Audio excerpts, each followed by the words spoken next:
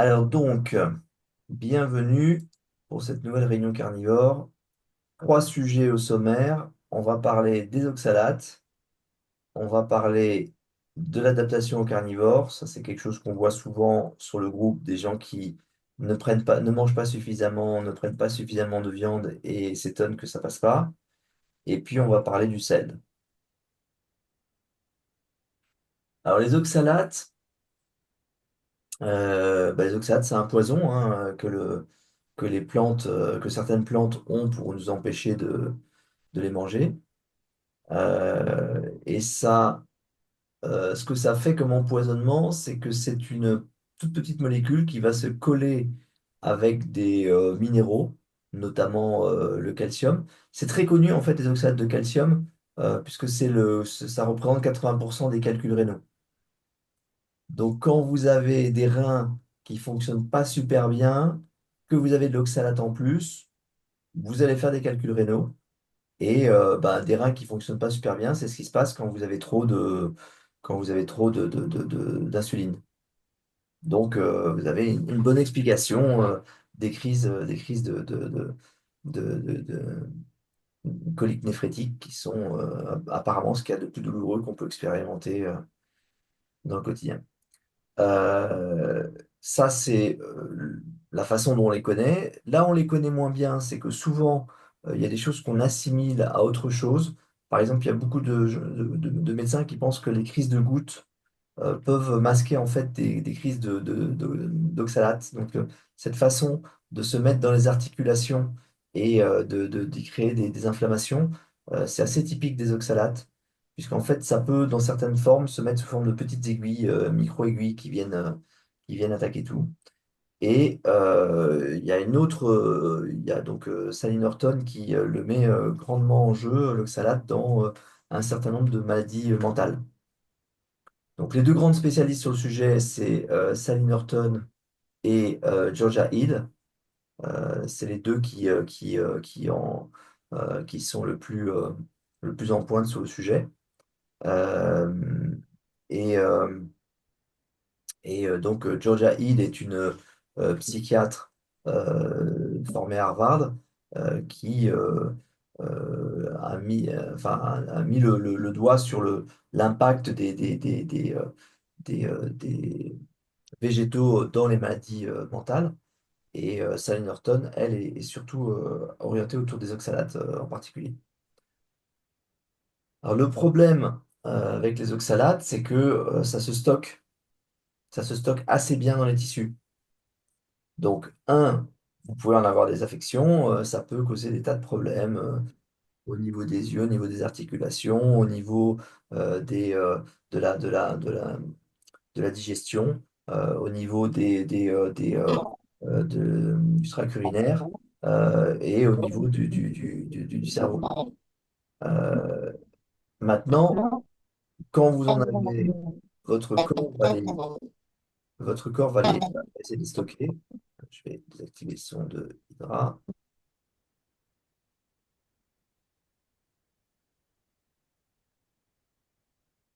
Donc, quand vous en avez, c'est stocké en général dans les tissus graisseux, tissus adipeux. Euh, qu'est-ce que, qu'est-ce qui se passe quand on arrête de prendre de l'oxalate? Alors, pardon, où se trouve l'oxalate? Ça se trouve dans les graines. Ça se trouve notamment le café, cacao, très riche en oxalate. Ça se trouve dans le curcuma, très riche en oxalate aussi. Ça se trouve dans dans les épinards, les betteraves, euh, les, euh, les qu'est-ce qu'on a d'autre encore? Euh, euh, non, c'est pas les betteraves, pardon, la rhubarbe. La rhubarbe très riche en oxalate. Euh, Les amandes aussi, non? les amandes, c'est une bonne question. Je pense que oui. Je pense que oui. En fait, ce qui est terrible, c'est que les graines, elles ont pas mal de choses. Elles ont des lectines et des oxalates et parfois des phtalates et parfois des, euh, des, euh, des cyanures. Enfin, la graine, c'est vraiment l'endroit où on trouve un peu de tout, quoi. Donc les amandes ont des traces de cyanure. Et puis, euh, je pense qu'elles ont de l'oxalate aussi. Alors l'autre truc qui produit des oxalates, c'est la vitamine C quand vous en prenez trop. Puisque la vitamine C, elle est processée par le foie en oxalate. Donc voilà, on produit, le foie produit de l'oxalate, hein. Il me semble que c'est une façon de dégager des polluants, mais dans le cycle normal, on a de l'oxalate et on sait l'éliminer. Alors, on l'élimine par toutes les voies, par la voie digestive, par la voie urinaire, par la sueur, par les larmes, par la salive. Et donc, en temps normal, on essaie de se débarrasser de cet oxalate au fur et à mesure qu'on en a. Alors, souvent, c'est mieux pour s'en débarrasser d'avoir suffisamment de minéraux. Donc, bizarrement, les gens aiment bien avec les épinards.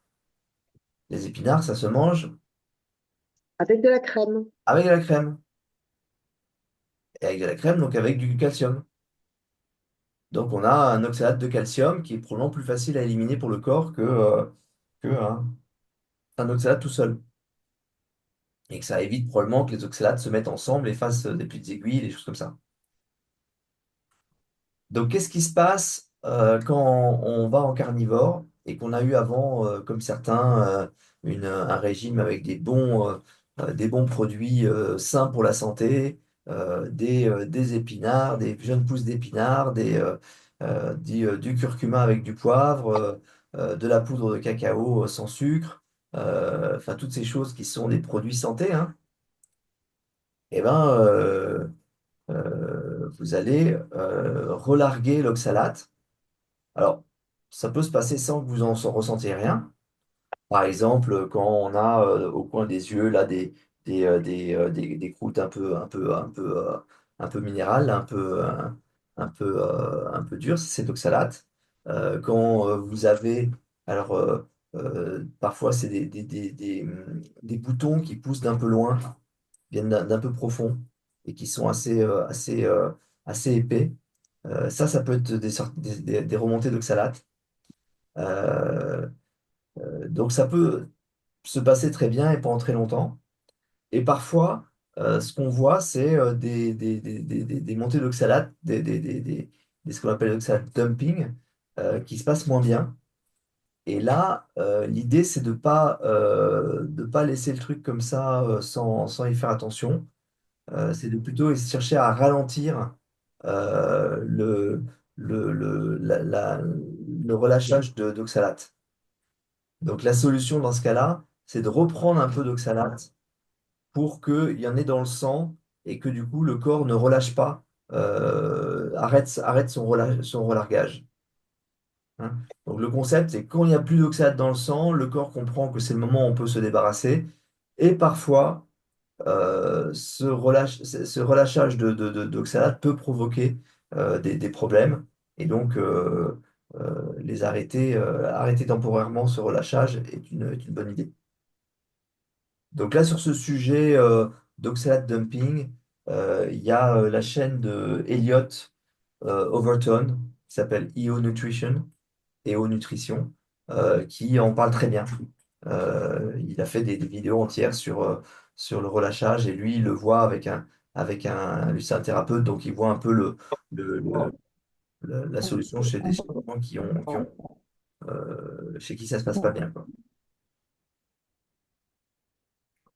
Mais normalement, en tant que carnivore, si on mange du fromage, les relargages d'oxalate devraient se passer mieux que les carnis stricts qui prennent pas de fromage, non?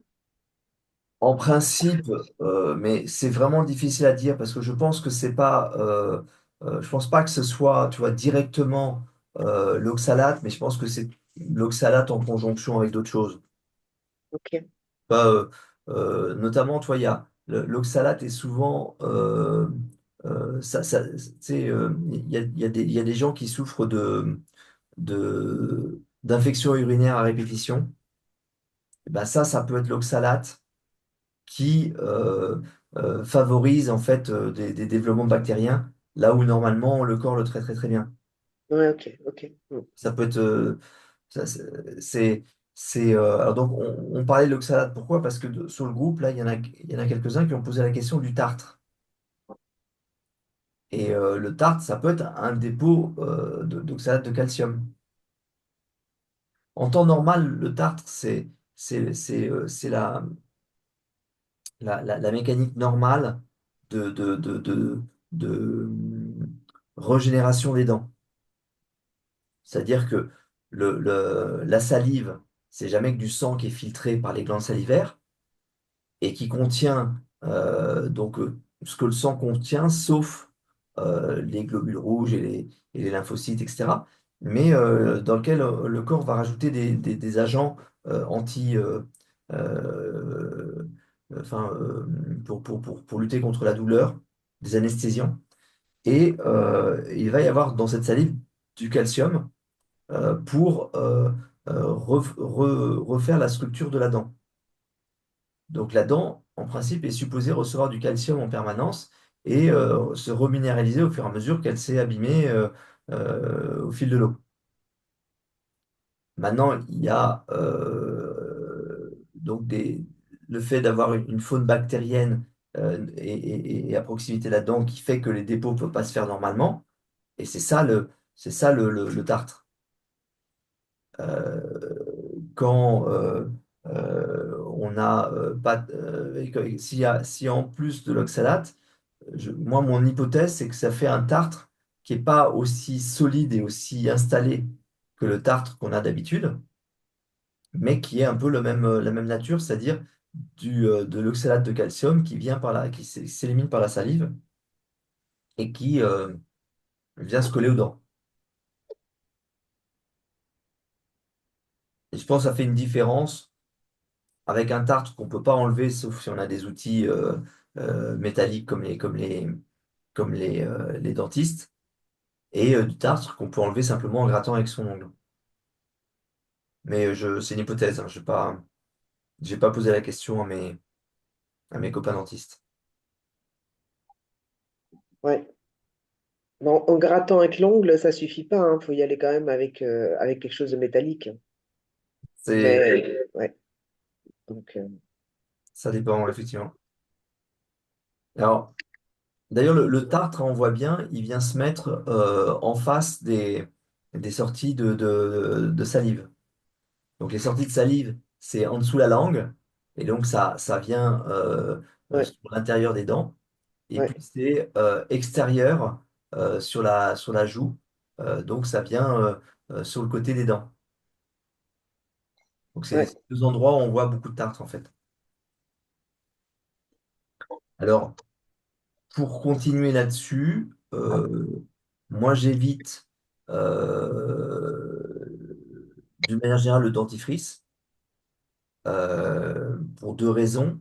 La première, c'est que c'est très compliqué de trouver aujourd'hui des dentifrices qui n'aient pas de fluor dedans et que le fluor est absolument toxique et que le rôle du fluor contre la carie est quelque chose qui n'a jamais été démontré, qui est vraiment une, euh, encore une escroquerie du marketing. Et l'autre sujet, c'est que on met dans la pâte dentifrice des choses qui viennent recouvrir la dent pour qu'elle soit plus douce euh, et plus comment dire, qu'elle donne l'impression d'être nettoyée. Et ça, à mon sens, ça empêche l'entretien de la dent. On a mis une couche de cire par-dessus et donc du coup les, les- le calcium que le corps cherche à apporter et qui doit normalement se fixer sur la dent, voilà. Après, peut-être que la question qui peut se poser, c'est la question de la vitamine K2, puisque la vitamine K2, c'est celle qui sert à fixer le calcium aux bons endroits, donc sur les os, mais aussi sur les dents. Donc ça peut être ça le sujet. Du coup, tu utilises quoi pour te nettoyer les dents? Une brosse à dents. Ça, oui, je m'en doute. Mais tu mets quelque, je sais pas, j'ai vu du bicarbonate ou quelque chose comme ça. Je sais qu'à une époque, il y en a qui mettaient du bicarbonate, par exemple. Ouais. Il y en a qui mettent du bicarbonate, moi je mets rien. Je brosse les dents. Hmm. Brosse à dents électrique. Donc elle fait 4 minutes, je crois. Donc je fais ou non, elle fait 2 minutes, donc je fais 30 secondes par quart de mâchoire et c'est bon. Ok. Après, je maîtrise très assez mal ce sujet-là, je dois dire. Je me suis pas encore renseigné dessus. Non, mais ce que je veux dire, c'est on a la salive qui est là pour ça. On évite de manger le soir. Et on se brosse les dents. Et je prends des outils pour enlever les fragments alimentaires entre les dents. Et voilà, le principe, c'est ça. Hein, c'est pas, je pense pas que la bouche ait besoin de produits chimiques pour nettoyer, pour se nettoyer. Par contre, pourquoi ne pas manger le soir? Parce que si on mange pas de sucreries, a priori, ça devrait pas avoir de d'impact. Bah non, mais tu as quand même des débris alimentaires qui peuvent rester plus facilement entre les dents et tu as moins le temps de les nettoyer avec ta salive, toi qui s'auto-nettoie tout seul ou qu'au fur et à mesure de la journée, tu les sors de tes dents, quoi. Je mange quasiment toujours le soir, donc je pose des Je questions du comprends. coup. Je comprends, mais c'est moins bien, je pense. Ouais, je sais, mais vu que je me lève déjà à 6 heures, Eh ben, si je dois me lever encore plus tôt, ouais, si tu manges pas le soir, tu peux te coucher plus tôt. on peut voir ça comme ça. Ah, mais Donc, je pense que changer l'heure de l'OMAD, ça changerait tout, hein. Faire Ouais, j'ai l'OMAD essayé, veille. déjà, je trouve qu'au niveau organisationnel, c'est pas toujours évident. Et en plus, j'ai plus tendance à grignoter le soir, du coup, tu vois. Alors que quand j'ai du homard le soir, finalement, ça me convient, j'ai pas faim le matin. Alors que, on va dire que le soir, j'ai tellement l'habitude de manger le soir qu'en fait, j'ai envie de manger quelque chose, même si j'ai pas spécialement faim. Ouais, c'est psychologique quand même. Ouais, c'est ça, il me faudrait vachement de temps pour m'habituer, je pense. mais je pense que le soir, tu as quand même le moyen de te dire non, mais c'est bon, je vais dormir et demain matin, qu'est-ce que je vais pouvoir manger, tu vois. Ouais, C'est un, c'est un truc qui permet, enfin, qui est plus facile à faire que quand tu es en début de journée à faire, ah là, il faut que j'attende jusqu'à ce soir. Ouais, c'est ça. Qui porte Faudrait que je retente peut-être le coup, là, mais ouais. Il faudrait lever, enfin, ouais, me lever tôt, déjà, c'est compliqué. Ah, Déjà, faut se lever pour le boulot. tu te couches trop tard. ouais, je couche Ouais, trop tard. ouais, probablement, ouais. Bon, après, je sais pas, hein, on s'adapte comme on peut, mais bah, dans le doute, voilà. Ouais, je pense que ce serait un sacré levier. Mais bon. Mhm. Donc ça nous amène sur le deuxième thème de la soirée. Donc c'est la question des gens qu'on voit sur le groupe qui se lancent dans le carnivore avec plein de volonté et qui, au bout de 15 jours, 3 semaines, viennent nous dire que ça marche pas pour eux. Alors, c'est toujours étonnant là. Tout le monde n'est pas fait pareil et donc nous, on n'est pas fait pour carnivore. Non. On est fait pareil quand même globalement, hein, genre, la physiologie humaine est assez Oui, commune. l'adaptation et les portions sont peut-être pas exactement les mêmes, mais a priori, on est tous faits pour manger comme ça. Oui, mais surtout, je suis prêt à penser que des gens qui ont été dans un mode de vie différent du nôtre pendant 5 ou 10 000 ans puissent avoir des choses différentes, des façons de digérer et de consommer les nutriments différentes de nous. Moi, je suis prêt à imaginer que des tribus qui sont installées dans les îles d'Océanie et qui n'avaient à manger que du poisson, des tubercules et des noix de coco ont pu s'adapter à ce type de régime. Mais pour des gens qui ont des ascendances européennes, il n'y a pas de raison qu'ils aient un décalage avec un régime qui est à peu près le même pour tout le monde depuis 40 ou 50 000 ans. Mais bon, c'est pas tout à fait le sujet. Le sujet, c'est de dire, ils décrivent de la faiblesse, donc du mal enfin, ils sont fatigués, Euh, Ils peuvent avoir des vertiges, ils peuvent avoir des maux de tête. Je sais pas d'autres. Qu'est-ce qui vous vient en tête comme hmm, d'autres idées sur ce qu'ils décrivent? Ouais, c'est surtout un dégoût de la viande aussi, Ouais. tu vois, il y a ça. Mhm. C'est souvent du gras aussi. Très très souvent. Oui, alors c'est ça, ils décrivent qu'ils ont la. Alors, la nausée, c'est peut-être un peu différent. Moi, déjà, je vois ceux qui montrent qu'ils ne mangent pas suffisamment. Et puis après, il y a effectivement euh, ceux qui nous expliquent que euh, ils ont des nausées et des dégoûts. Je pense, un peu deux Bah, la choses. nausée, ça peut être le gras, ce que dit Hydra, il n'a pas tort. Ça peut être au début, bon voilà, parce qu'on n'a pas assez de bile. Mais vraiment le dégoût de la viande, je pense qu'il y a des gens qui n'aiment pas forcément ça finalement. Bah oui, mais Ouais, tu peux c'est dommage, l'entendre. carnivore, mais ça peut arriver. Voilà, c'est ça, c'est un peu dommage, ouais. Et pour revenir au gras, j'ai remarqué aussi qu'il y en a beaucoup qui ont tendance à manger trop de gras. Je veux dire, vraiment, enfin, en fait, ils rajoutent, en fait, l'idée c'est quand même de manger de la viande grasse, mais je veux dire que si la viande est suffisamment grasse, il n'y a pas forcément besoin de rajouter du gras. Et il y en a, en fait, justement, ils viennent de cétogène et ils pensent que, en fait, il faut rajouter du gras sur du gras. Mais évidemment, ça devient vraiment écœurant, en fait.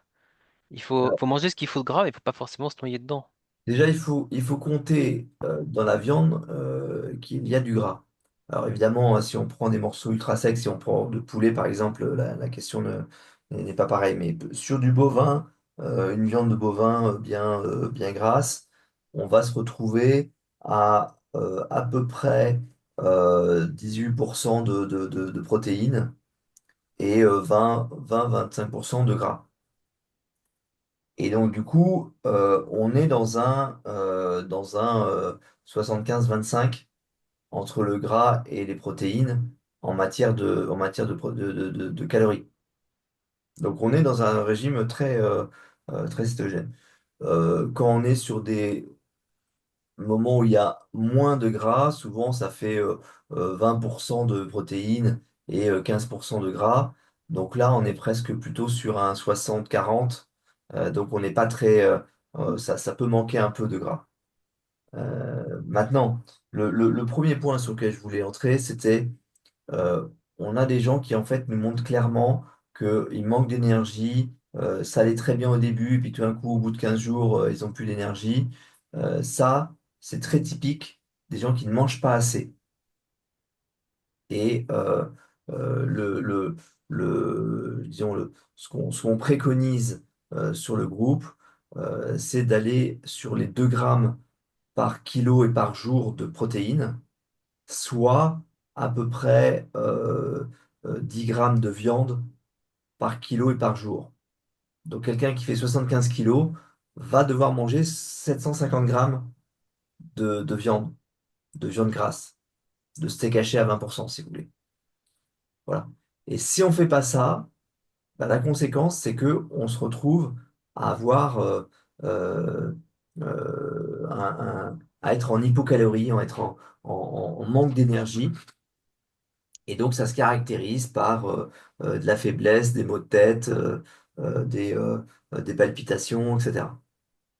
Donc, c'est comme tout régime. Là, si on ne mange pas assez, non seulement on va pas grossir, on va pas maigrir, mais en plus, on va perdre des capacités à agir. Alors souvent, oui, alors j'ai rajouté du sucre et ça va mieux. Ouais. Non, non, mais tu as rajouté l'énergie parce que tu n'en prenais pas assez. Et en général, c'est des gens qui prenaient des steaks de 150 grammes avant et se mettent à prendre des steaks de 300 grammes et ils ont l'impression que, waouh, incroyable. Sauf que quand on fait 60 kilos, c'est pas 300 grammes de steak qu'il faut prendre, c'est 600. Donc, euh, c'est un changement. Alors, le deuxième sujet, c'est j'ai bien compris qu'il y avait 600 grammes à prendre pour mes 60 kilos, mais j'arrive pas à les manger. Alors, c'est normal. C'est normal quand on a passé sa vie à manger des steaks de 100 grammes. que ce soit un peu compliqué de passer à 600. Parce que là, il suffit de multiplier leur pas. C'est ce que je préconise en général. Donc, première solution, c'est de faire plus de repas, d'en faire 4, 5 s'il faut, le temps d'avoir absorbé.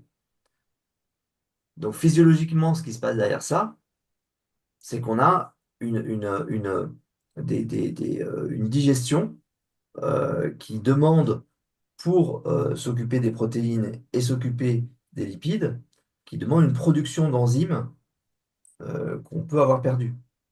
Plus, ça demande une certaine acidité de l'estomac qu'on peut avoir perdue. Donc on passera tout à l'heure, enfin on passera juste après sur la notion du sel. Ça peut être, ça peut être le sujet, d'avoir suffisamment de sel pour produire suffisamment d'acide chlorhydrique. Mais sur la question des enzymes, le corps va s'adapter. Mais en attendant, sa façon de dire là c'est un peu trop pour moi, c'est de nous donner une nausée. Donc on peut avoir, salut Nathalie, on peut avoir de la nausée, c'est le signe que ce qu'on vient de manger est trop par rapport à notre capacité à l'assimiler. Donc, ce que ça veut dire, c'est trop ça peut être pas assez de capacité avec l'acidité et avec les protéases qui sont produites dans l'estomac à commencer à découper à mettre en bouillie cette viande qu'on vient d'avaler, ou ça peut être un peu plus bas, les lipases et les protéases produites par le pancréas qui ne sont pas suffisants ou la bile produite par le foie, éventuellement stockée dans la vésicule biliaire, qui peuvent ne pas être suffisants. Ça fait pas mal d'éléments qui peuvent, qui vont nécessiter une adaptation.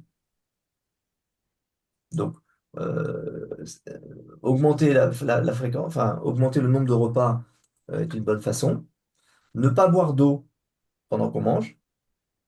Alors, l'eau, ça passe assez vite à travers l'estomac, donc un quart d'heure avant de manger, vous pouvez boire de l'eau. Dès que vous commencez à manger, vous ne prenez plus d'eau et le bol alimentaire, il reste dans l'estomac pendant 1 à 2 heures. Donc, pendant 1 à 2 heures, vous ne prenez pas d'eau non plus. Ça ne va faire que diluer votre bol stomacal et donc ça va demander encore plus d'efforts à votre corps pour maintenir un taux d'acidité élevé.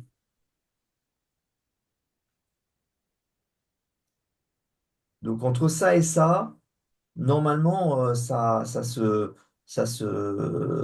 règle en quelques semaines. Juste, il faut se donner du temps. On est en train de passer d'un régime à un autre. On a éloigné pendant un temps infini les protéines et ou les acides gras. Il faut retrouver une capacité à le faire. Enfin, faut se donner du temps, quoi. Donc ça, c'est le sujet de l'absorption à proprement parler des graisses et des acides aminés. Donc l'acide gras, c'est les graisses animales, les acides gras saturés, quand ils arrivent dans la bouche, vont déclencher la production de bile dans le foie et vont commencer à mettre tout le système intestinal en action. Donc il faut bien prendre le temps de mâcher, de savourer, au sens propre. Il faut voir ça comme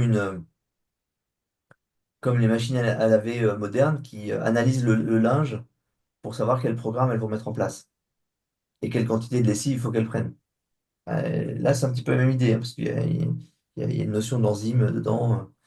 Donc, dès la bouche, vous avez une adaptation de votre système digestif. Et puis, le gras va arriver dans l'estomac, il va commencer déjà à être mis en, enfin, tout l'idée, c'est de mettre ça en molécules de plus en plus petites, de détacher les molécules entre elles. Le gras est,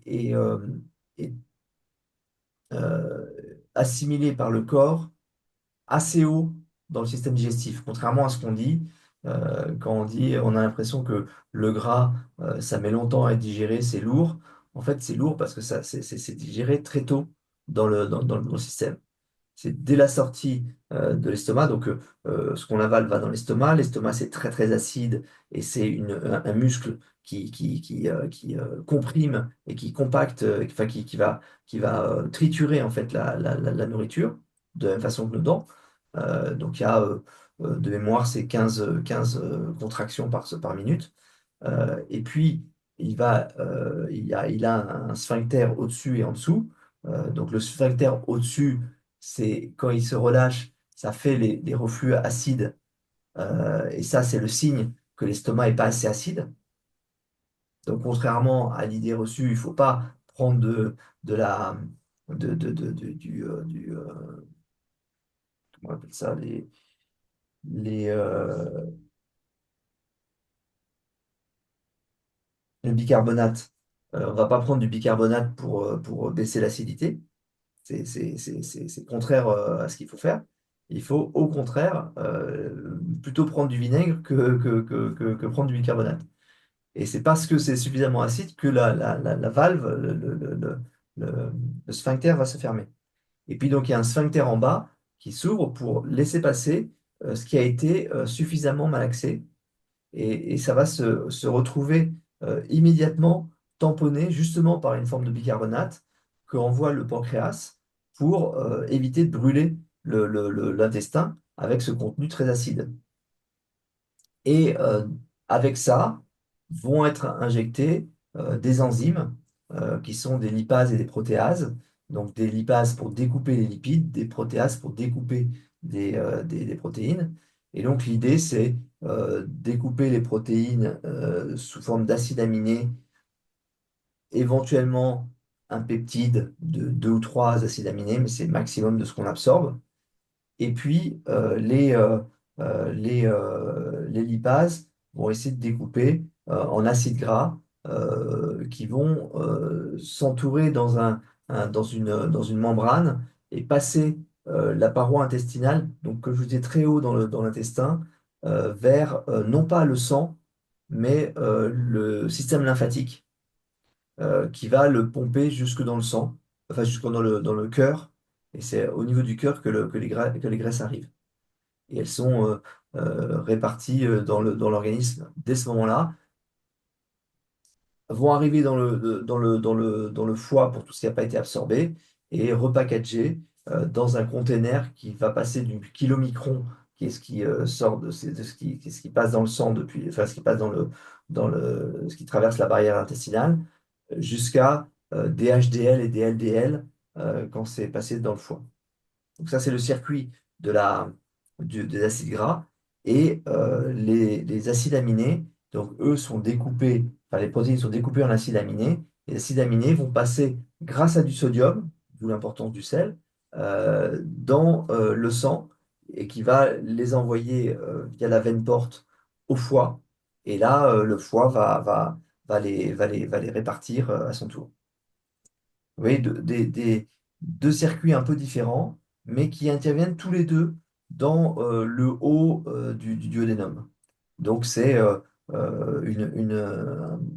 mode alimentaire dans lequel on fait travailler essentiellement la bouche, l'estomac et le duodénum, avec l'aide du foie et du pancréas, et beaucoup moins le reste de l'intestin grêle et assez peu le côlon.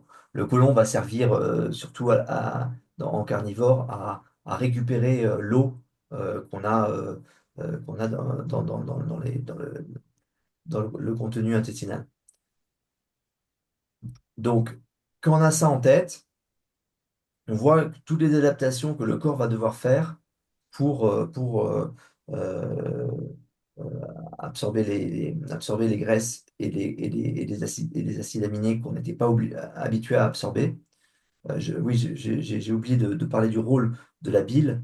Donc la bile vient par le foie, c'est le foie qui la produit, ça vient par un biloducte qui va déverser dans la sortie de du pancréas.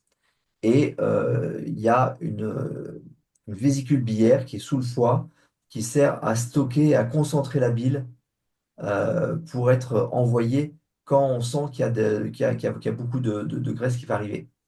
Donc parfois, cette vésicule biliaire peut être un peu paresseuse parce que justement, on n'a pas mangé suffisamment d'acides gras pendant longtemps. Donc ça peut être ça le sujet des nausées qu'on peut trouver quand on est en train de commencer le régime carnivore. Donc voilà ce que je voulais dire. Il faut faire une différence entre ça, qui est notre capacité à absorber les graisses et les protéines, et avec la capacité à les utiliser dans la cellule, au niveau de la cellule. Donc, il y a besoin de 3 4 semaines pour certains pour s'adapter à ce nouveau régime dans les quantités nécessaires. Et moi, je me souviens que quand j'ai commencé le carnivore, je voyais les interviews de Jordan Peterson, dont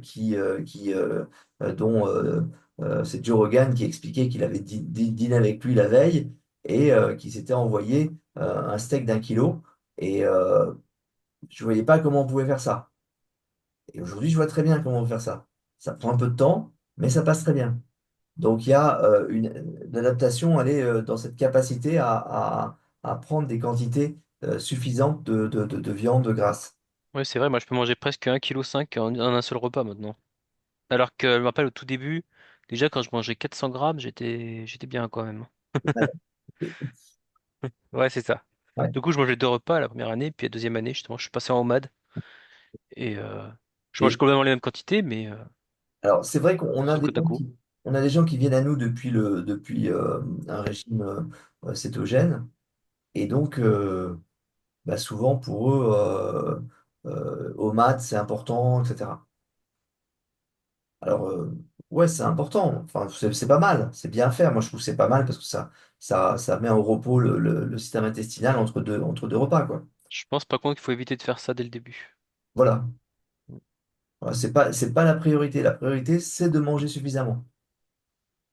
Ouais, ouais, c'est un risque de quand on commence à en mettre directement, justement, de manger pas assez finalement, parce que Mm. on a tendance à être calé tellement vite que, en fait, faut d'abord apprendre à écouter son corps, et Mm. pour ça, il faut vraiment y aller par étapes. Mm. Ouais, c'est ce que je conseille tout le temps en général, parce que sinon, c'est pas possible. C'est Puis beaucoup c'est trop. compliqué de s'enfiler tout un repas en une seule fois quand tu n'es pas habitué. Mm. Et surtout, c'est pas nécessaire. Oui, oui, c'est ça, et c'est pas nécessaire. Puis la digestion, elle est moins bonne. Enfin, il y a plein de choses qui font que un OMAD, pour commencer, c'est pas la solution. Voilà. On a déjà du mal à produire les enzymes pour pouvoir digérer cette quantité de gras et de protéines. Donc, si en plus on apporte tout en un seul moment, effectivement, ça va rendre le tout plus difficile. Et je pense qu'il y en a beaucoup qui veulent faire du homemade pour perdre du poids rapidement. Et d'après mon expérience, moi j'ai pas fait d'homemade au début, j'ai perdu 10 kilos en mangeant quand même 800 grammes de viande par jour, en 2 repas. Et après j'ai eu un plateau, ça bougeait plus pendant plusieurs mois. Et en passant en homemade et en mangeant toujours 800 grammes, j'ai reperdu 10 kilos. Donc par contre je pense que si j'avais commencé le homemade directement, j'aurais perdu peut-être quand même 10 kilos, mais ça serait bloqué et du coup j'aurais pas eu de levier supplémentaire pour pouvoir continuer la perte de poids. Donc je pense que le faire en plusieurs étapes permet justement de casser des paliers de manière plus facile. Et tu aurais eu le risque de t'arrêter avant en disant non, c'est pas pour moi, j'arrive pas à gérer tout ça. Ouais, voilà, c'est ça. Ça, je conseille toujours la progressivité. Mm. D'abord manger normalement, ensuite du homade. Et pour ceux qui, moi, il me restait encore 5 kilos à la fin, sur les 25 que j'avais, qui ne voulaient vraiment pas perdre, enfin partir. Du coup, là, je faisais des jeûnes plus longs. Mm. Mais, par contre, quelqu'un qui commence directement avec du homade ou des jeûnes plus longs, bah, au bout d'un moment, il va bloquer. Mais qu'est-ce qu'il aura après comme palier? Faire des jeûnes encore plus longs? Enfin, je veux dire, il y a un moment donné, il va falloir. Parce que Je pense que manger juste carnivore est pas suffisant, qu'on a beaucoup de poids à perdre pour parce que moi je sais j'avais bloqué quasiment pendant 6 7 8 mois le premier palier hein. Ça voulait plus bouger. Et c'est parce que je suis passé en maths que ça a bougé. Pourtant je mangeais la même chose hein. Quand même, C'est mais c'est un bon outil, mais ce n'est pas nécessaire pour passer en carnivore, c'est après qu'on pourra l'utiliser. oui voilà, c'est ça. Surtout si on a un métabolisme qui est déjà dilué. Restreindre encore n'est pas du tout la solution. Au contraire, il faudrait mieux réintroduire trois repas par jour, qualitatifs en fait, de bonne constitution pour tout relancer. Manger Alors, plus, mais plus souvent. ça, c'est un truc que les gens ont du mal à comprendre. On sait que les calories, c'est quelque chose qui n'est pas une bonne mesure, hein. Les calories, je vous rappelle, c'est euh, la, la- la- la quantité d'énergie produite pour chauffer un bol d'un litre d'eau. Et donc, du coup, on prend un gramme de gras, on le fait brûler et on voit ce que ça fait monter comme température. Et on prend un gramme de glucose et on fait pareil. Et c'est de ce niveau-là. Donc, c'est quand même très éloigné de l'énergie que le corps est capable de tirer de chacune de ces matières. C'est un- disons que c'est un raccourci, c'est ce qu'on a de mieux, mais c'est pas parfait. Euh, pour autant, euh, si on compte en calories, la plupart des gens sur le groupe qui sont carnivores depuis longtemps sont plutôt à 3 500 à 4 000 kilocalories par jour qu'à 2 000. Et aucun d'entre eux n'est en surpoids. Ouais, je confirme hein, c'est d'ailleurs ce que je répète souvent. Si je devais me fier aux calories, normalement, je devais manger moins de 2100 calories pour pouvoir perdre du poids. Alors que après en calculant en fait, j'ai jamais calculé les calories, je calculais toujours par portion de grammes, etc. Mais en recalculant les calories après coup, et j'ai remarqué qu'en fait, je consommais entre 3000 et 3500 la majorité du temps. Et pourtant, je perdais du poids. Des fois, ça veut dire arriver à perdre plus d'1 kilo par semaine. Et contrairement à un régime hypocalorique, c'est vraiment 1 kilo de gras. Enfin, sauf le début où c'est de l'eau. Mais après, c'est vraiment 1 kilo de gras. Alors qu'un régime hypocalorique, ça peut être la moitié de gras et la moitié de muscle. Oui, Donc, oui. on perd très vite, Oui. alors qu'on mange Oui. sans s'affamer. Et ça, c'est vachement intéressant. Tu as perdu 25 kilos, mais c'était 25 kilos de gras et pas 25. Voilà, voilà, c'est 25 kilos vraiment de gras. Alors qu'avant, quand je tentais des régimes hypocaloriques divers et variés, quand je perdais 10 kilos, que je stagnais et qu'au bout d'un moment, bah, je lâchais l'affaire au bout d'un moment, Mm. bah, je me dis qu'en fait, c'était même pas 10 kilos que je perdais, ça se trouve que je perdais que 5 ou 6 kilos. Mm. C'est ça. Et au prix d'une famine, enfin, Au prix d'une famine, et puis ce que tu perdais comme muscle après, c'était ça de perdu rythme de croisière en termes de consommation d'énergie.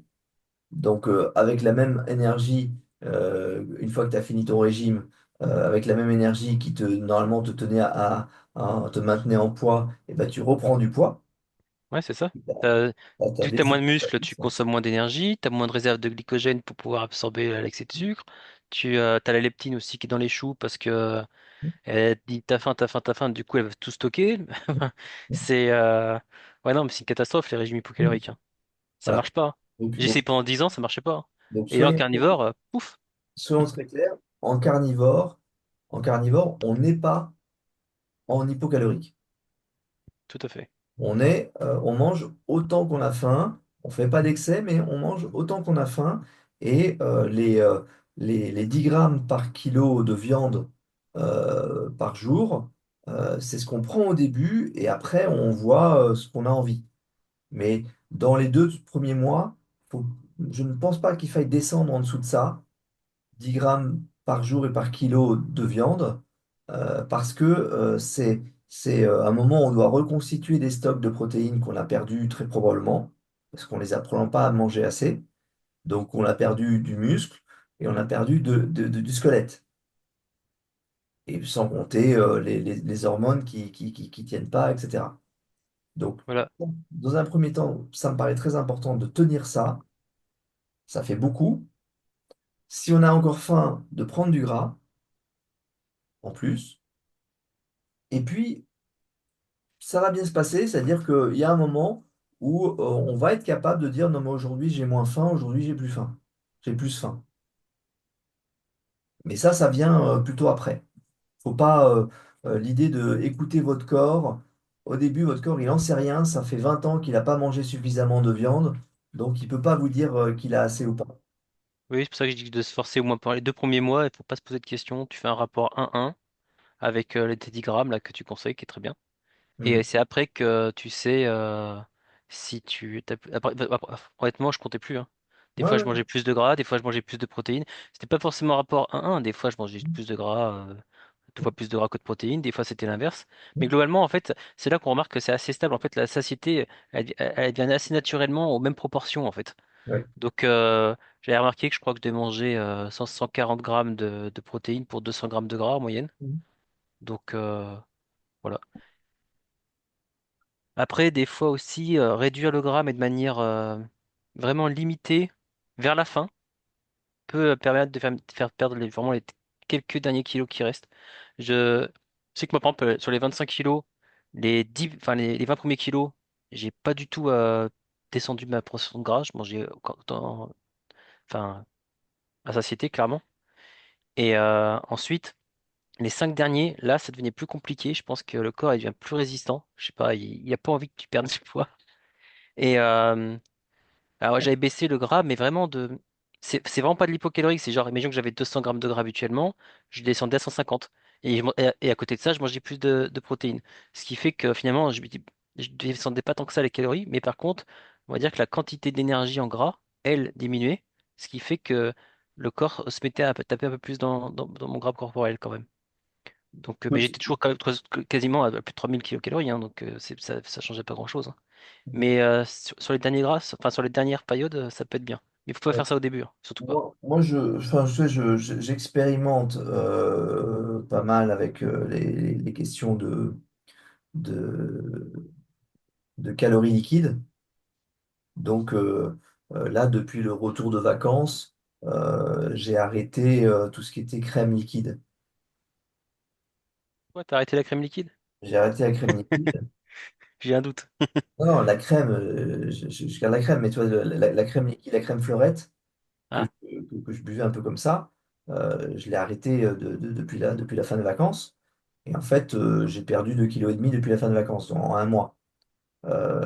Donc c'est intéressant parce que j'avais pris 2,5 kg sur 4 mois et je le perds sur un mois.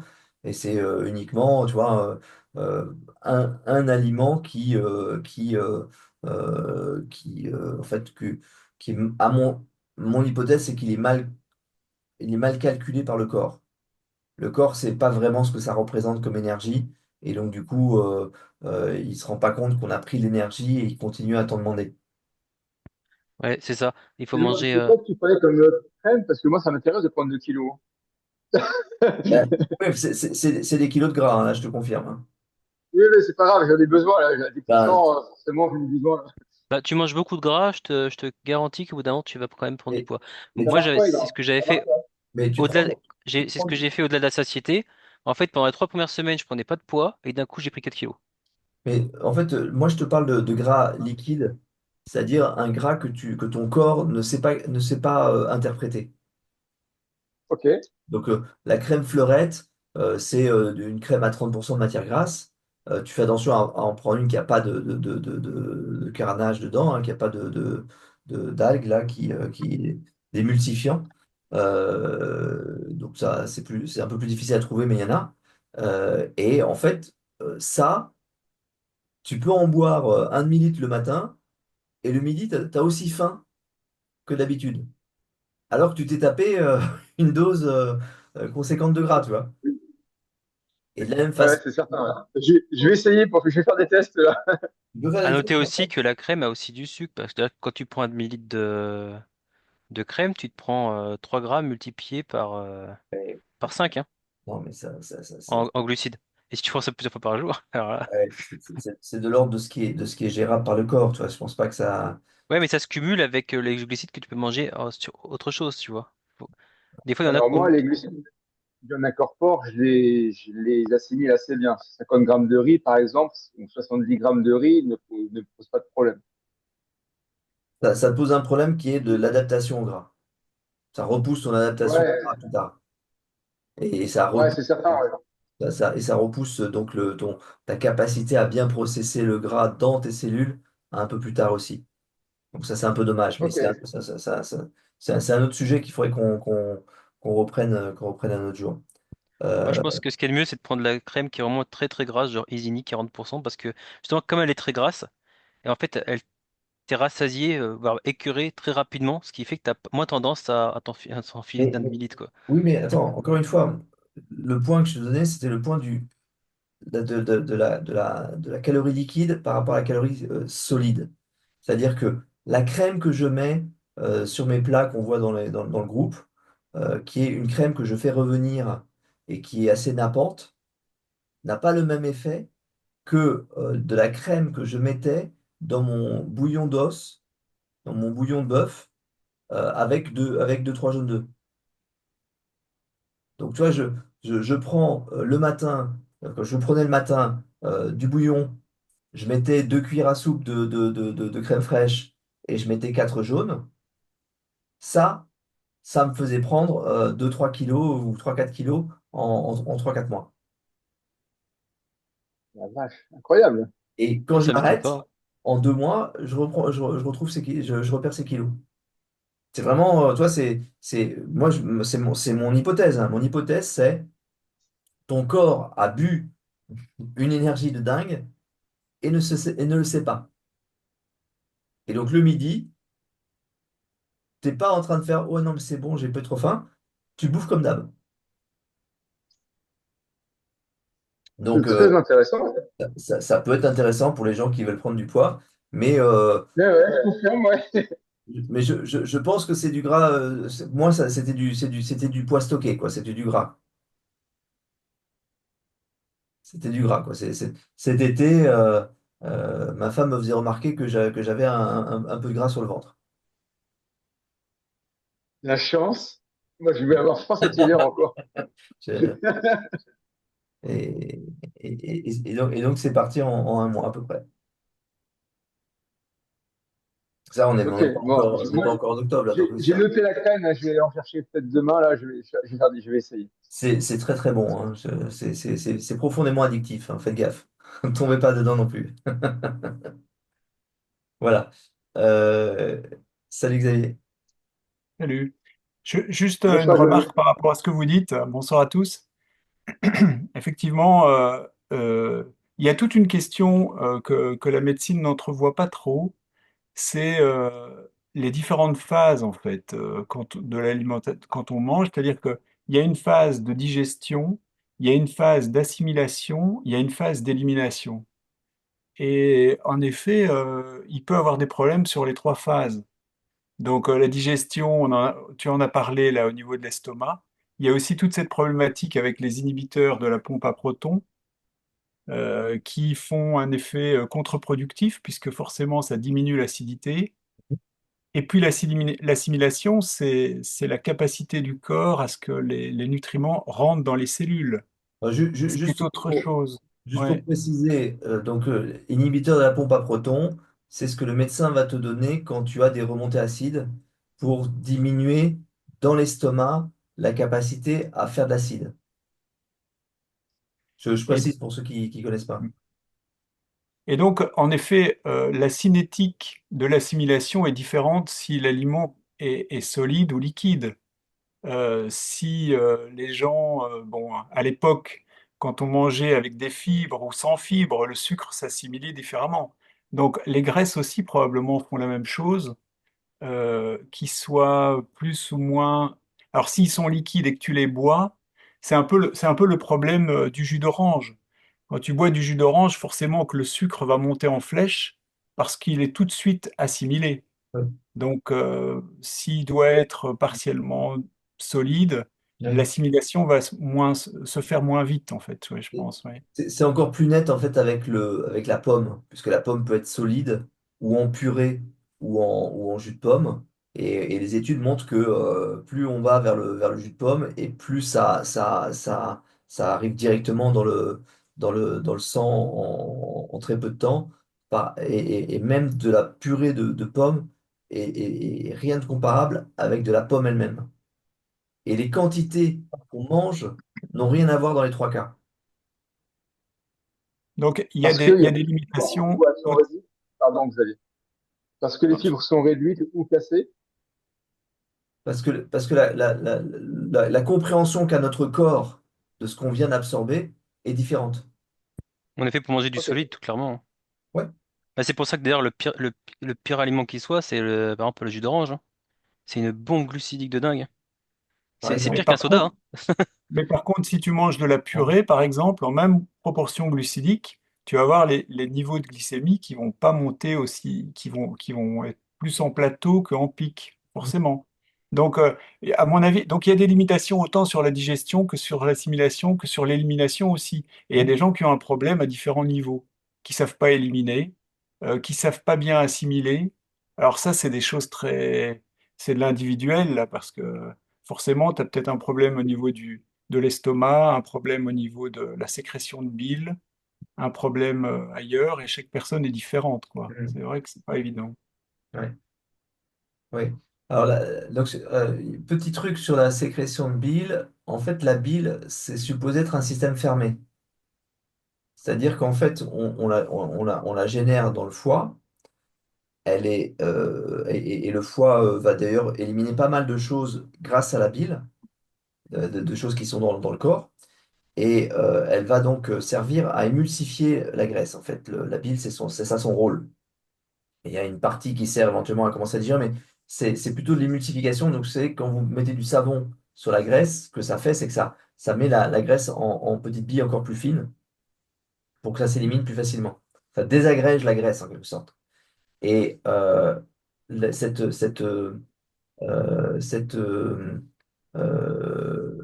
euh, cette bile, en fait, va être réabsorbée dans le tract intestinal, dans l'intestin grêle, va être réabsorbée au fur et à mesure et va être recyclée par le foie.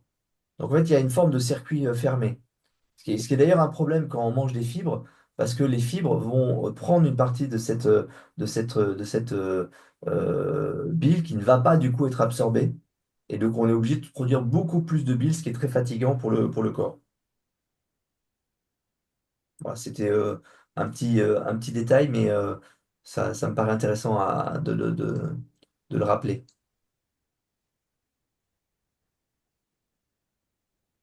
Ok, je pense qu'on a fait le tour sur ce sujet. Donc en résumé, euh, quand vous commencez, n'hésitez pas sur les quantités. Vous devez manger un rapport de 10 grammes de viande de bœuf, de viande grasse par kilo de votre poids.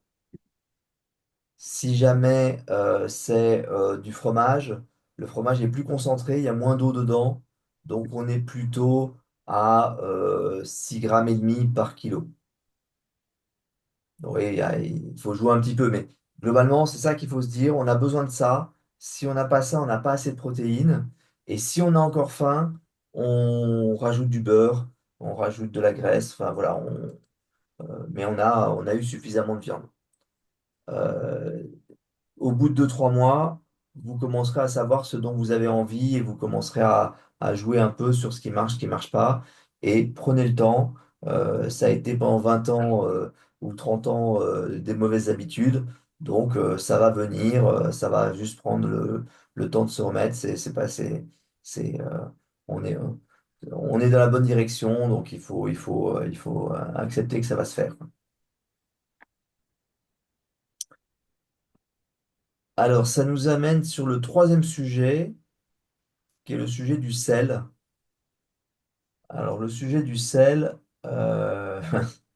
c'est c'est un sujet assez controversé dans la communauté carnivore, parce qu'il y a des carnivores qui mangent pas de sel, qui considèrent que finalement ce qu'il y a dans la viande est suffisant en sodium.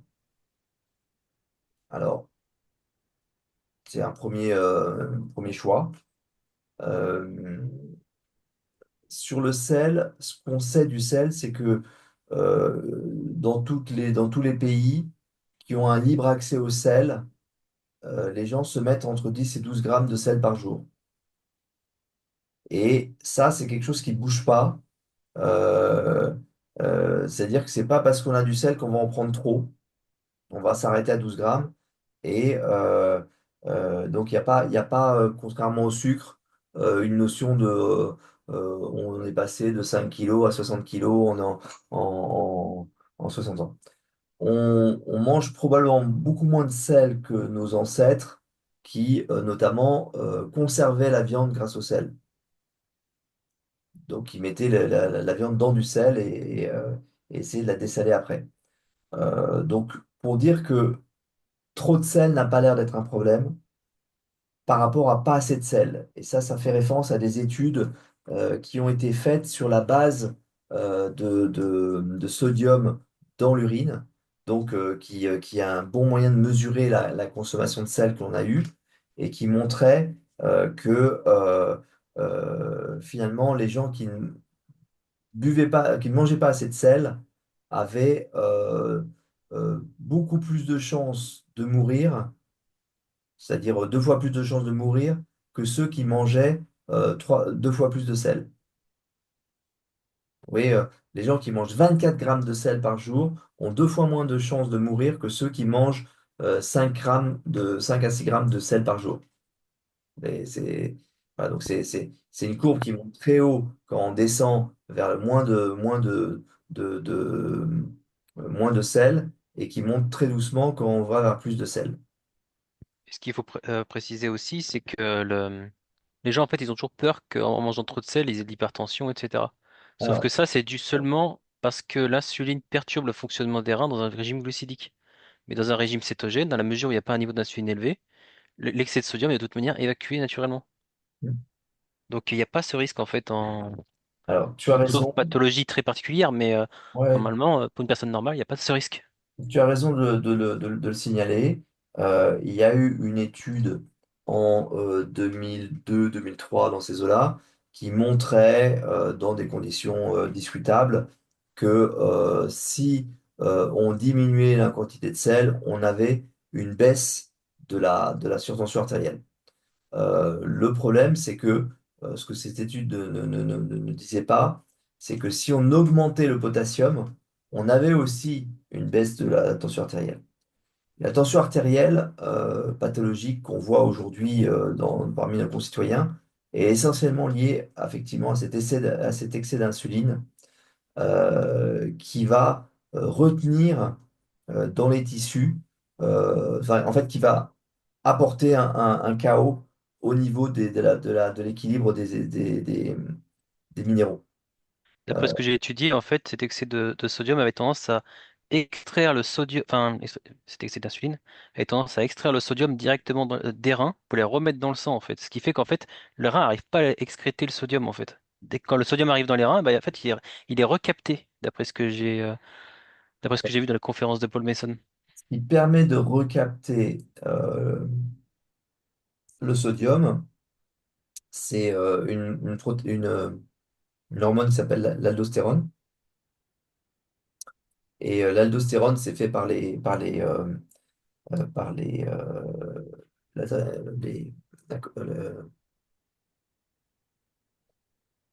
les, pardon, les surrénales, donc les glandes qui sont au-dessus des reins. Et cette aldostérone, elle va retenir l'eau dans les tissus. Et donc c'est une hormone qui est donc capable de retenir le sodium qu'on n'a pas assez, mais qui est c'est ça qu'on utilise quand on consomme pas assez de sel, et qui donc du coup vient mettre un déséquilibre dans le système. L'insuline, euh, ce qu'elle va faire, c'est qu'elle va euh, euh, elle va augmenter, enfin, elle est là pour chercher à débarrasser le sucre du sang. Donc elle va le faire, enfin, le fait qu'elle soit élevée indique qu'on a du sucre dans le sang qui risque de bloquer les petits, tous les capillaires qu'on a dans le corps. Donc les choses qui sont touchées en premier par ce taux de sucre, c'est l'œil, les extrémités et les reins. Et donc, vous vous retrouvez avec un taux de sucre trop élevé en permanence, avoir des capillaires des reins qui souffrent de plus en plus et qui éliminent de moins en moins bien ce qu'ils doivent éliminer. Donc, l'eau en partie, mais aussi les minéraux en grande partie, et puis des protéines, enfin des déchets de protéines, etc. Donc en fait, c'est une des mécaniques principales qui fait que le rein ne fonctionne pas bien en régime glucovore, tient dans ce taux de sucre élevé qui vient endommager en priorité les capillaires. Et les endroits où il y a beaucoup de capillaires, bah, donc les reins qui font de la filtration, c'est à partir de capillaires. Donc ça, c'est une mécanique. Donc la mécanique que toi, tu proposes, c'est une mécanique d'augmentation de la tension artérielle parce qu'il y a, il y a, il y a plus d'eau qui reste dans le sang. D'après ce que j'ai compris, c'est parce que le mécanisme, ce serait en fait parce que le sodium ne peut pas être excrété, ça créerait une hypertension en fait. Parce qu'en fait, le sodium en lui-même enfin le sodium en lui-même peut en effet créer de l'hypertension s'il reste en fait dans le sang, mais s'il part normalement, il n'y a pas de souci, tu vois. C'est comme ça que je l'ai compris en tout cas. Alors, en fait, si le sodium, il part naturellement Voilà. sauf qu'il est gardé. Parce qu'en fait, dans le mécanique du sodium, c'est comme tous les minéraux, en fait, quand il y en a trop, ça part naturellement. Mais si on a l'aldostérone demande au rein de réabsorber le sodium. Voilà, il n'avait pas parlé d'aldostérone, donc j'avais Ouais. pas. Ouais. C'était peut-être une pièce manquante que j'avais à Ouais. au mécanisme, Et encore une mais fois, c'est ma compréhension du truc, donc ça vaut ce que ça après. vaut. Non, de toute façon, j'irai creuser comme d'habitude. Ouais. Mais ouais, mais c'est toujours intéressant de. Mais bon, en tout cas, ce que j'ai compris, c'est que il y a pas de souci de tension. D'ailleurs, je mesure maintenant, je me suis acheté un tensiomètre là pour regarder, je suis pile dans l'optimal, donc aucun problème. Et quand je regarde la santé de mes reins, le débit de filtration globulaire, donc c'est-à-dire que les performances des reins a largement augmenté depuis que je suis en carnivore. Ouais. Ça a augmenté, je sais plus combien de quelque chose comme 30%, un truc comme ça, enfin peut-être un peu moins, 25. C'est Mhm. énorme. Ouais. Pourtant, je mange beaucoup de protéines et tout, donc Ouais. ils sont pas en train de mourir, hein. Au Non, non, mais contraire. c'est fascinant, hein. C'est fascinant, cette histoire de reins et de protéines, ça n'a aucun sens. C'est-à-dire que ça a à peu près autant de sens que de dire à un sportif, attention, tu respires beaucoup, donc tes poumons, ils vont prendre ils vont prendre de la taille, et ton cœur, il va prendre de la taille, et donc c'est fortement, certainement un stress pour eux, donc arrête de faire du sport. Ça n'a pas de sens. Et pourtant, on sort quelque chose d'à peu près équivalent en disant, attention, tes reins vont grossir parce qu'ils vont plus travailler, et donc c'est le signe qu'ils vont sont en mauvaise santé, hein. Ouais, c'est ça, bah, c'est exactement ce que j'explique dans mon livre, hein, pour le coup des poumons.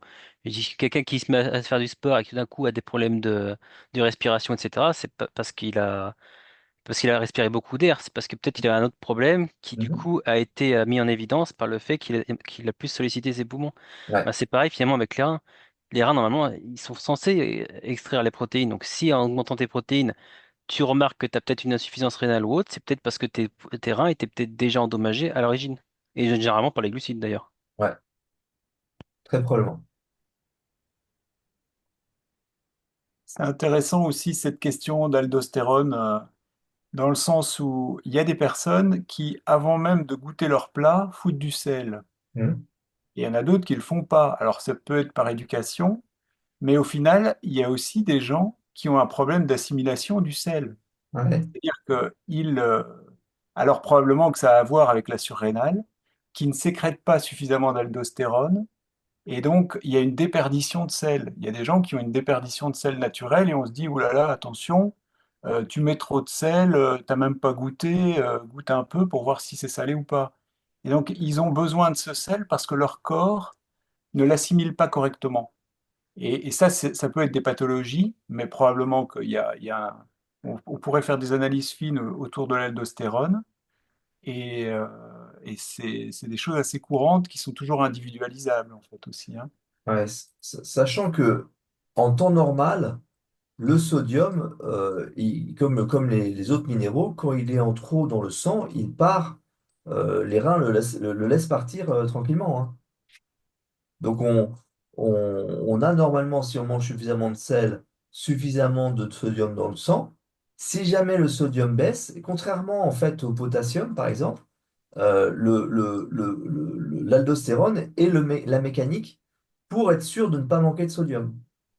Alors le sodium, si vous voulez, il est incroyablement, enfin il est utile à tout niveau, hein. Le sodium, il est déjà, on l'a vu, il est nécessaire pour absorber les protéines et éventuellement les glucides si vous prenez les glucides, puisqu'en fait, la mécanique pour faire passer la membrane des acides aminés, c'est une pompe à sodium. Donc, c'est-à-dire qu'en même temps qu'on fait rentrer un acide aminé, on fait sortir un sodium. Et donc, c'est bien de faire rentrer du sodium régulièrement. Deuxième endroit où il y a encore une pompe à sodium, c'est toute la mécanique des nerfs, puisqu'en fait, le signal électrique qui passe le long des nerfs, c'est des canaux qui s'ouvrent et qui laissent passer le sodium qui est à l'extérieur de la cellule et qui laisse sortir le potassium qui est à l'intérieur. Et il faut remettre ce potentiel en place pour que le prochain signal nerveux puisse passer. Et donc ça se fait avec une pompe à sodium qui va prendre les sodiums, les sortir dehors, faire rentrer les potassiums, le rentrer à l'intérieur. Et c'est ce qui demande une consommation d'un ATP et qui explique pourquoi le cerveau crame autant d'énergie, puisqu'il passe son temps à ouvrir des canaux à sodium d'activer des pompes à sodium derrière. C'est notre façon de travailler en permanence. Et donc, vous voyez qu'on ne travaille, enfin, on a d'autres minéraux essentiels, mais le sodium fait partie de ces minéraux essentiels. Et probablement, en termes de quantité, les plus demandés, les plus nécessaires. Sodium, potassium, c'est le premier couple important. Après, on a calcium très important aussi, cuivre moins important, fer très important, etc. Le sodium, en fait, on est des animaux qui vivaient à proximité des mers, donc on l'avait avec l'eau de mer facilement.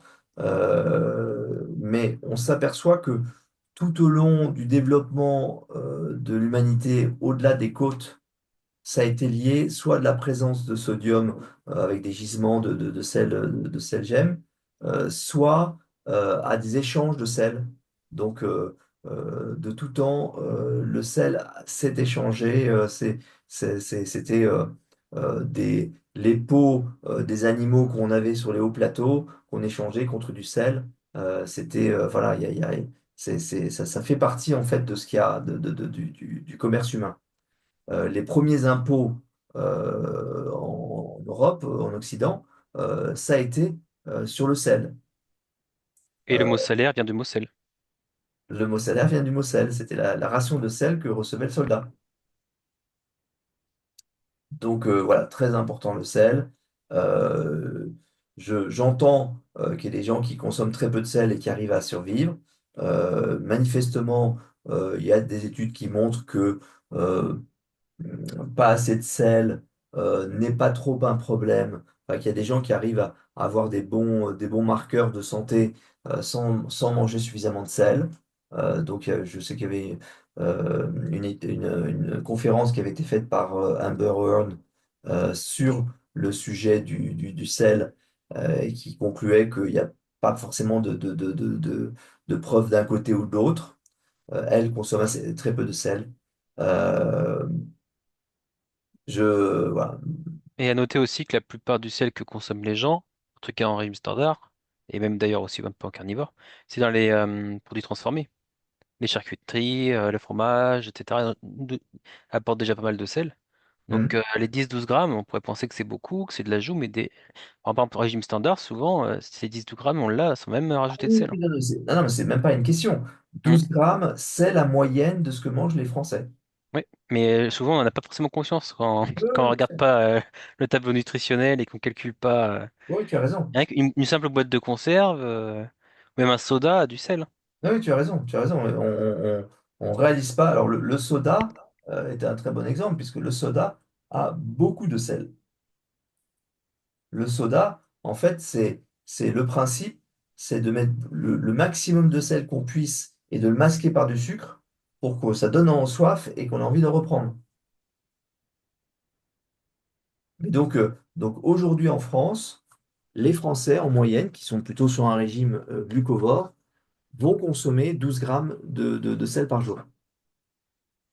Et l'idée de réduire cette quantité semble, d'après les études, mettre en danger les gens, parce que contrairement à ce qu'on dit, ça ne va pas baisser la tension artérielle, ça va en revanche très probablement monter la mortalité toutes causes confondues, d'après cette étude qui a été faite au Japon sur le sodium urinaire, qui est qui est beaucoup plus fiable que les études qui sont faites, les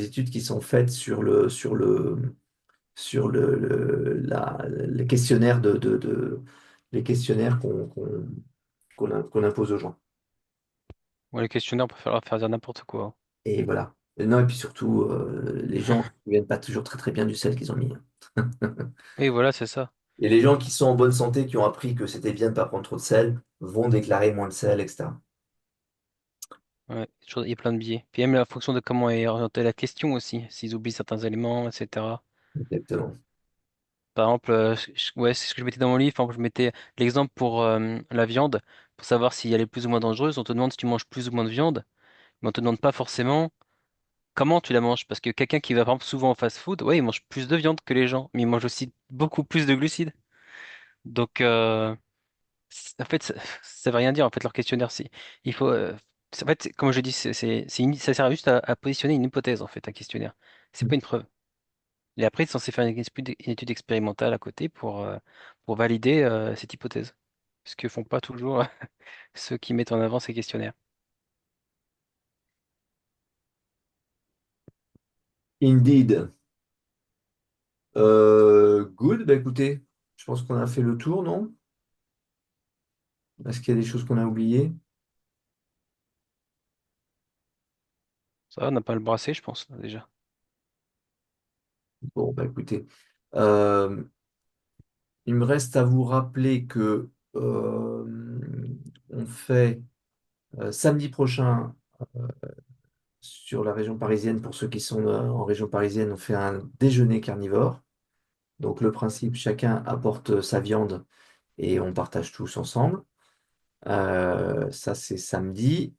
Et puis, j'ai pas encore confirmation, mais on va en principe découper une vache.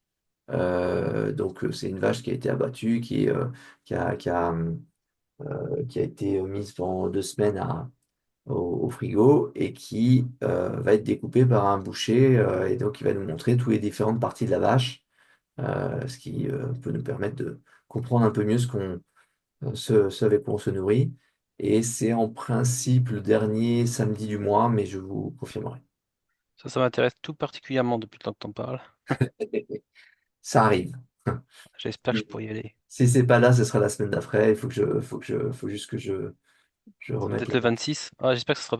Je préfère. Ouais. La semaine d'après, ce serait moins évident. Le 26, ce serait l'idéal. Ok. Bah, je te remercie en tout cas, comme d'habitude. Mais non, c'était un plaisir de vous avoir. Et donc, on se voit dimanche prochain à la même heure, donc 18 h pour ceux qui nous rejoignent sur le Zoom.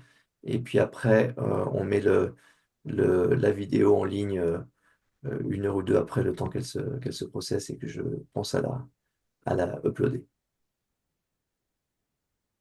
Très bien, merci. Bonne fin de journée à Au tous. revoir à tous, merci.